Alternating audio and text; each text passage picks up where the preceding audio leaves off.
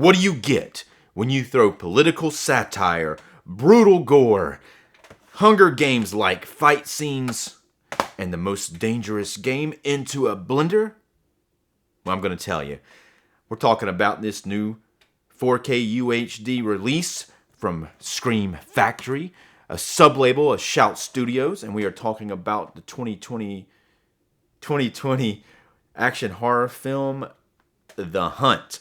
Now, this movie came out like a week before the COVID pandemic hit, so it didn't make a lot of money at the theater. It underperformed, and this is my first time seeing the film. I'm going to talk about my reactions to it, and then we're going to talk about this 4K UHD transfer. And I'm going to ask you if you like this type of film or this video. Go ahead and like this video. I'm Dave Watkins, Watkins Films. And I want to go ahead and show you the packaging on this first. Now, take a look at this pretty impressive slipcover. This thing's kind of tough to get off, but there it is. So this is it's very simplistic design here. It's got a pig on the bottom, kind of black design in these. I'm just kidding. There's actually no slipcover on here, but this is a very bare bones, as far as the physical packaging aspect of it, released from Scream Factory. Unfortunately, they did this similarly with the Happy Death Day film, Happy Death Day and Happy Death Day 2. Also, both of these from Blumhouse. This is a Blumhouse film.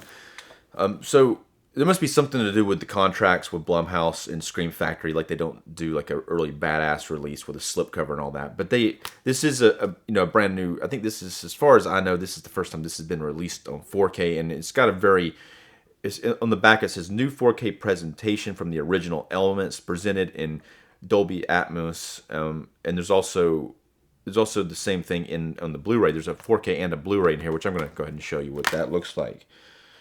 We got a 4K and a Blu-ray disc, which is a nice addition to have the Blu-ray in there. Nothing on the back here, just a white paper. Fairly simple design. Now there is a poster that has that pig on it I was talking about. There's a pig in the movie, but the pig is not in the movie much. It's kind of important a little bit to the theme of the film. As far as the way the film looks, it looks fantastic. This is it wasn't shot on film. Most of this film takes place outside during the day. There are some interior locations, a little bit exterior night, but most of it's outside during the day, and it looks very realistic, I guess. It looks very like the skin tones look very natural in those exterior locations. Now, a lot of times in the interior locations, we got like earlier on, we have an airplane. They're on an airplane inside of an airplane, and the lighting is a little color graded intentionally, kind of leaning towards I guess kind of a greenish or blue or something like that. And then later on, we have closer to the end of the film, we have an interior of some kind of basement that's a similar type of color grading on there. A lot of times on the interior locations, they're lit with some kind of intentionally moody lighting, which works pretty good. And a lot of times these scenes are kind of lean towards more of a kind of a hazy look.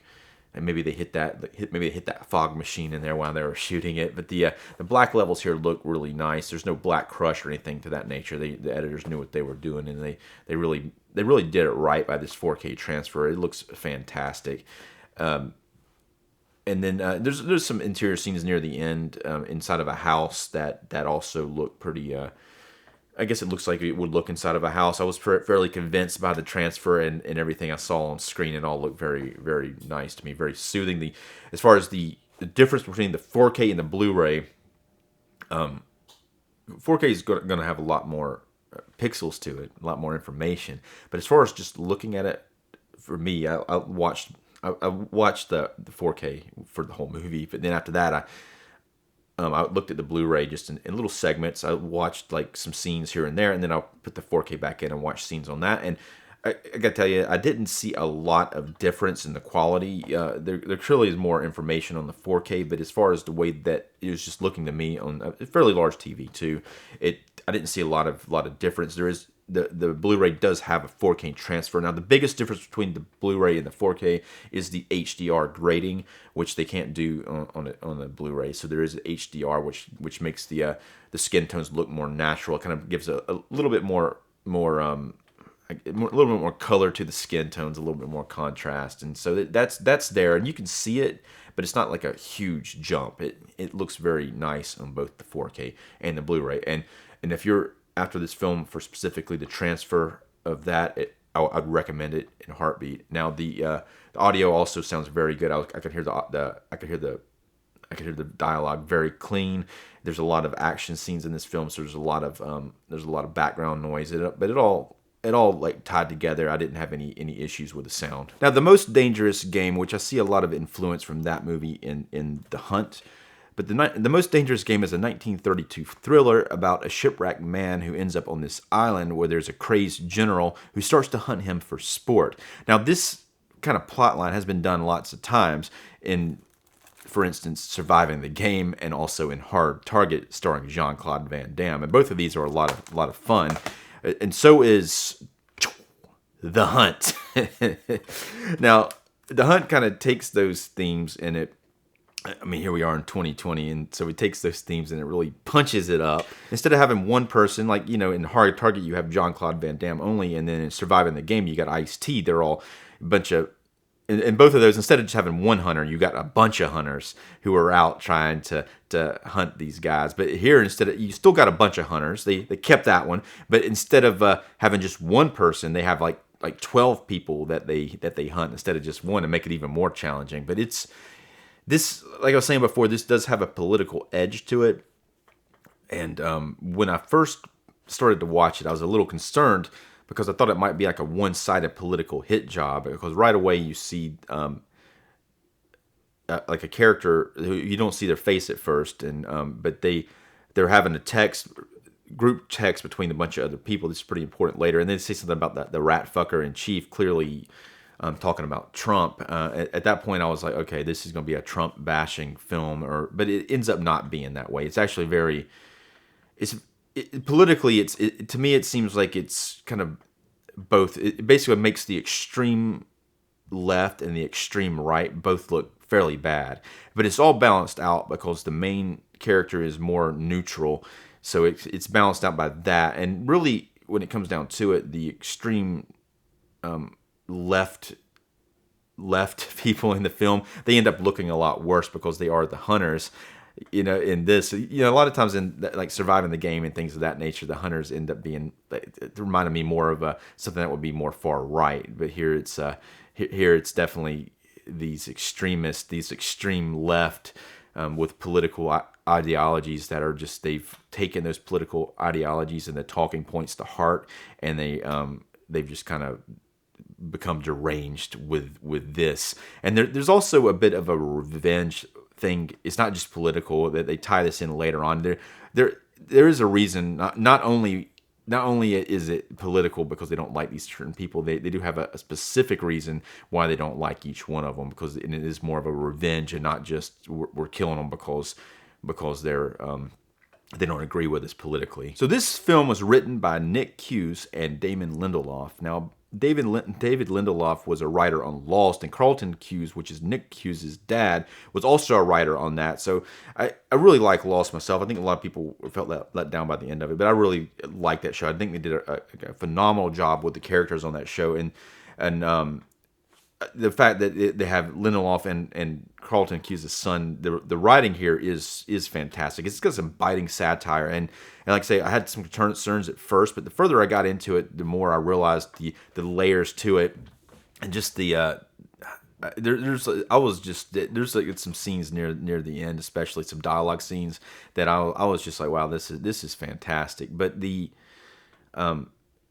it's interesting the way that they do the characters too, because they got a main character, but she's not revealed to be the main character for quite some time, and you actually follow different characters.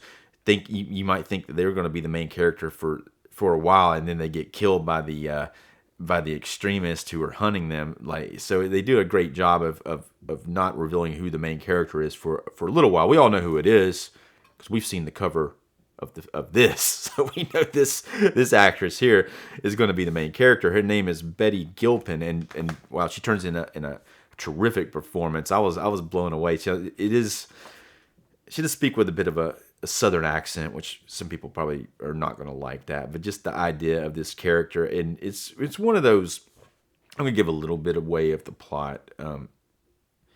I'm not going to give a lot away, but I don't want to give away all the plot things. But I will mention this: if you've seen You're Next, which I did a review of this film, which turned out fantastic. You're gonna, if you watch the video or our review, you're next. You're gonna be like, wow, that's a fantastic review video. But it does have like what happens in You're Next with the main character happens in this film with the main character, and I really like that in both the films. That point where that happens in both films, it's like really really well done. And it does have a very interesting supporting cast, like Emma Roberts, Justin Hartley, who played Green Arrow on Smallville, and Ethan Suplee, and also Vince Pisani, which I've actually worked with Vince Pisani before. He plays one of the hunters in this, and I've worked with him a long time ago, back before. He's an Atlanta actor, and back before Atlanta became like the hub kind of for making these type of films. Now this was shot in New Orleans, so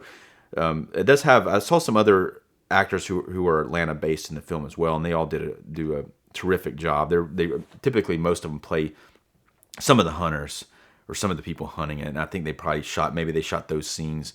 Like they kind of, a lot of times on these films where they shoot near Atlanta, they'll get people from Atlanta for some of the smaller supporting roles, but they all knocked it out of the park and did terrific work in it.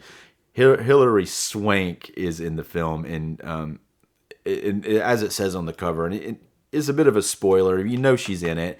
It doesn't show her face for a long time. She plays very heavy into the last 30 minutes in a really awesome way. But it shows her in a little bit in other times of the film, like, and you don't see her face. You see like the back of her head. I don't even know if it was her, and she may have been played by somebody else and her voice added in later. But they do a nice job of not showing that character. She's the main antagonist in the film, and once she appears and starts to do her dialogue, Hilary Swank is great anyway. But she's really, it's just like the neuroticness of the character, and the fact that she even if she's kind of proved to be wrong, she still is not going to accept that. As far as the gore in the film and the special effects, the practical makeup special effects, there is some practical makeup special effects in here. There's also some computer generated stuff for some of the explosions and some of the blood stuff, but it all reads really well. I think that this film, I think it needs to be seen by more people. I think that this is a friggin', like, I mean, I thought even though it is a little derivative, clearly, and I was kind of feeling a little bit of that lag of derivativeness at the beginning, but once it got further into it, I was like, this is really well done, and there is a final like fight between two women near the end that goes on for quite some time, and the choreography is fantastic. It kind of reminds me of like one of the fight scenes in Kill Bill, but that is such an awesome sequence. But as far as the film itself, let's go ahead and rate it. I'm going to rate the movie on a scale from 1 to 5, 1 being the lowest and 5 being the highest. And I'm probably going to rate this higher than I should, and that's because it's a newer movie and in my first impression. But I really enjoyed this thing. I'm going to give it 4-star rating. I'm going to give the transfer 4 stars. I'm not going to fault Scream Factory on this because I don't think they had access to giving it like a slipcover or something more impressive on the release. So I'm not necessarily going to rate the packaging or anything of that nature. But I think that's all they could really do. But as far as this film, I would recommend it. Now it does have a political edge to it. It might offend some people, which I think is awesome, but it doesn't really necessarily pick a side, and it makes these extremists look really crazy. But even like the people that they are hunting, most of them are not necessarily like the best people. But I do like what they do with the main character, and this also has Amy Madigan in it as well. I meant to mention her when I was talking about the actresses who she was in Carnival and Field of Dreams. She was Kevin Costner's wife in Field of Dreams, and she plays a pretty awesome character who's got a little bit of screen time. Most of the people who in it are kind of like got like about the same amount of screen time, except for the lead actress and Hilary Swank. So I got to ask you a couple of questions. Is this 4K worth it? Do you think probably in the near future that some other label will release like a more impressive packaging for this film? Probably. That's my thought. But let me know what you think on that. And also, what is your favorite human hunting movie? Did I miss one that's like really awesome when I was talking about these films? And if you would do me a favor and go ahead and like this video, subscribe to my channel. I'm Dave Watkins. Thanks for watching.